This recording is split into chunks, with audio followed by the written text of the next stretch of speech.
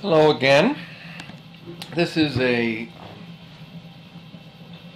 presentation about the spread of opera across Europe in the late 17th century. Again, I'm going to walk you through it. I think it's probably good to talk a little bit and amplify some of the points I make. But again, follow up and go through and do the listening and read more carefully. So we've seen how opera gets a foothold in Italy in the first half of the 17th century. Just to summarize, the beginnings there in Florence, the Florentine Camerata in the late 17th century, the late 16th century. The first opera, the first extant opera was performed actually in this palace, the Pitti Palace, in 1600. Péri's Eurydice, to celebrate the wedding of Marie de Medici and Henry IV of France. Excuse me, that's Catherine de Medici and Henry IV of France. We saw the great early operas by Monteverdi. They were performed in Venice and the region around Mantua, Padova. Opera, as the public theaters for opera spread in Venice. Several theaters. This is a picture of just one of them. And throughout the 17th century, opera also spread down to Rome and Naples. But I want to focus on the spread of opera to other countries, particularly France. Now, France in the 17th century is the really cultural center of Europe, certainly the political center too, with the powerful King Louis XIV. And all of French culture, first of all, the French culture was highly centralized in Louis's court. That's where all the political power lay. And this was the age of the absolute monarchy. And so all forms of cultural expression are really express an aspect of the power of the king. That includes architecture, painting. Lavish money is spent. In fact, the Great Palace of Versailles is built up during this time, and it's not just a comfortable place to live, it's an expression of his power. And it is intended as a way, and it also guarantees his power, because it's the primary evidence of his power. So the development of any art form is going to have to reflect and express the authority of the king. So he's very important. As he said, l'état, c'est moi, the state, it's me. And the same could be said of the culture reflects him as well. Oh, by the way, I want to back up a little bit and just show you the royal, this is a picture here of the Royal Opera at Versailles. It's not a very big theater, but it's incredibly lavish. Again, an expression of the king's authority and influence. So the first great composer of French opera is Jean-Baptiste Lully. I say that as opposed to the French composer of opera because he's actually not French. He's from Italy. He's the first of a long line of great composers from Italy to travel, and other countries to travel to France to write opera. Lully's operas, he's coming into an environment where French culture is highly developed. There's a great tradition of plays, of lyric theater, Molière, Corneille, also a great tradition of ballet. And so French composers are sort of obliged to incorporate that great theatrical tradition and also the ballet as well. And as I said, they're also obliged to reflect the greatness of the king. So Um, I'm not going to go through it in detail here, but you should read the summary of the prologue, because it is specifically designed to flatter the king. Now, the structure of this prologue is quite different than the structure of the prologues we've seen so far in Italian opera. It's allegorical, like the Italian opera. Here, the figure of time and Flora, the goddess of spring, enact sort of a little a play to set up the story. Flora, the goddess of spring, arrives early, still when the weather is cold, because she knows that the king, King Louis, is going to leave when the weather gets warm to go fight battles. And so she comes early so she can see him, because she never gets to see him otherwise. So, I want to talk about the structure of it, though. So you have a recitative, a short recitative, just like you would in an Italian opera, but it's followed very quickly by a chorus, then a short ballet, another short recitative, a short air that Flora sings, followed by a little recitative. Everything is much shorter and much more varied. This structure is called a tableau, which is to say that it's a series of short types of several varied and short different types of music, as opposed to long monodic recitatives, or recitatives and aria. Recitative and aria is developing in Italian opera at this time. So much greater variety, much shorter. So this is a much more fluid dramaturgical structure.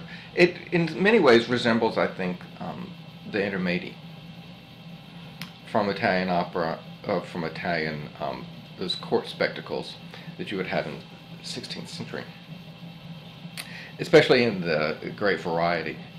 And this also reflects a larger point that I'm going to be making throughout the course about dramaturgy, which is the way one structures drama. And this has everything to do with the musical structure in opera. And it differs from one country to another, and it also will differ between comic opera and which we'll get to later, and serious opera, and it will change over time as well. So the way you shape the drama is going to determine what kind of pieces of music you're going to use, and vice versa. So, and to go back to in Italy, what develops in the late 17th and early 18th century is a reliance or an emphasis on the aria, and that dominates the dramaturgical structure. In France here, we have the air, which is much shorter. You'll see when Flora sings her air, it's much shorter than a comparable piece in an Italian opera. You already have here in the 17th century this kind of national differences.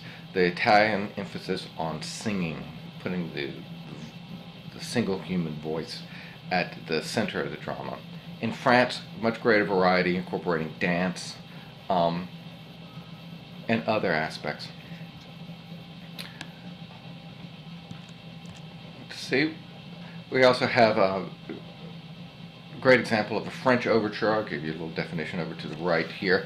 That's not just characteristic of French Baroque, but you have composers all over Europe during the Baroque era using characteristics of the French overture.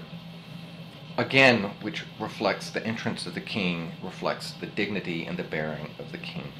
The French overture is really the kind of musical analog to the absolute monarch. A wonderful performance by Les Arts Florissants of Lully's opera Atys. An interesting thing about this that I should call attention to, that a little postmodern twist. You have the characters here in 17th century costume, but the stage director, again in 17th century costume, is walking around, interacting with the performers, giving them directions while they're performing. So it's a funny little twist on the artificiality of the frame, the allegorical frame. All right, that's maybe you'll enjoy that. So that's opera in France. Let's move across the channel to look at the spread of opera into England. I'm just going to give you a brief introduction here. The great English composer of the late 17th century is Henry Purcell. He wrote, in his lifetime, was well known for these big semi-operas that he would write. And this is notable because it's the first time you see the widespread use of the word opera. It's not unusual that it's in another country that the term is used, because it's an Italian word that simply means works. The semi-opera, it's also known as dramatic opera or English opera, are actually probably resemble more closely the theatrical entertainments that the intermedi would be used in the 16th century. That is, you have a play, and kind of folded into the play are these musical numbers, or a series of musical numbers, or masks. So, take for instance Shakespeare's Midsummer Night's Dream is adapted into a semi-opera called the Fairy Queen. It's just basically a performance of the Midsummer Night's Dream with periodically musical numbers. The work lasts over 4 hours. It's really long, but you have everything. You got Shakespeare, you have singing, dancing, instrumental interludes. You have the works, hence the word opera. A little bit about, you should probably look into a little bit about the French, the English political situation in the 17th century. It very different than the French. It's much more unstable. It's completely unstable. The fact that the English got rid of their king, they killed their king in 1640 after a civil war, and did away with the monarchy, only to restore it 20 years later in 1660. And that's what led to the flourishing of the rest of these entertainments, these semi-operas, and of opera in England. The opera I want you to, or that we're going to go into to explore in some detail, is Purcell's Dido and Aeneas. It's not a semi-opera. It is in many ways sort of an elaborate masque. It's much more of the proportions of a masque. It lasts only a little over an hour.